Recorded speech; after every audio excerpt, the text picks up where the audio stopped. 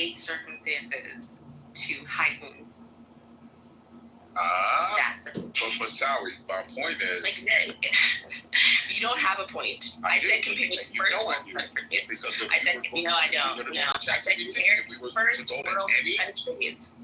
Comparison. I let you name the country. I'm letting you pick a first world country. I'm giving you all the land to make an argument. That's it. I am. I'm saying your measure for quote unquote overpopulation doesn't work, and I'm pointing out why. Because when you look at all of human history, there hasn't really been a time where people haven't struggled for food or an ability to feed a population. It's really only in modern times where we have all this abundance. But that's not been the case for most of human history. That's why I can't use your measurement. Respectfully. Yeah, that's stupid. I would say... That's literally human history. Yeah. So if one country with sustainable living habits has equal access to education for like all of its residents, and then they also are able to feed their society, and a minimum number of people are starving in that country, let's just throw a number out there, 3 to 5%, making it a rarity statistically.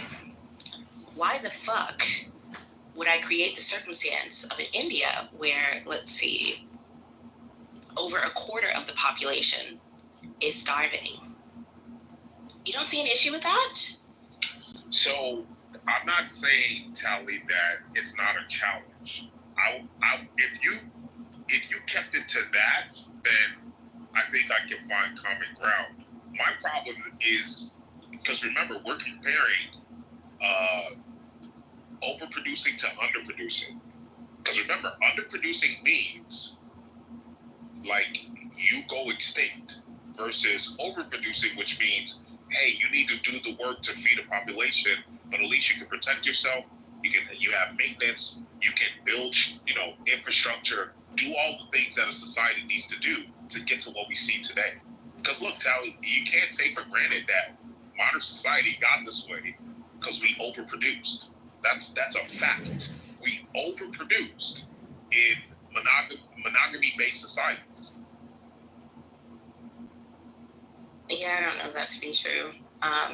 Anyway, we're talking about right now. You deny that? And we're talking about which of these overpopulated countries are starving, and comparing them to first world countries where people are not starving.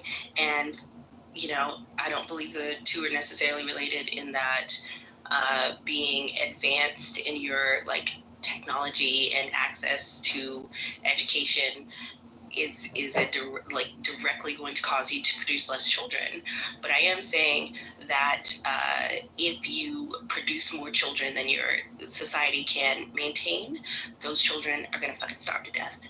And you're saying, to my estimation, niggas die every day, B. That is literally the case. That is literally the case. And as a matter of fact, for most of human history, niggas died every day. That's literally what it is. Stupid. You are taking for granted modern society and how we have overabundance versus most of human history when we didn't. And still, people try to overpopulate because you will go extinct if you don't. If you don't produce humans, you have less of a chance of surviving. That is a fact.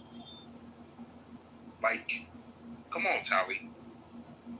Yeah, this is dumb and I'm over it. Let those children you produce starve, and I didn't say that.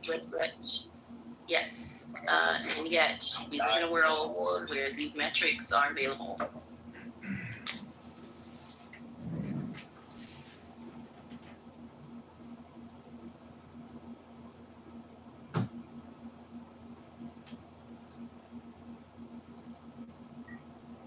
It's so crazy, Charlie, because I bet you if you ask most white men, maybe not women, but most white men today, they would kill to have the birth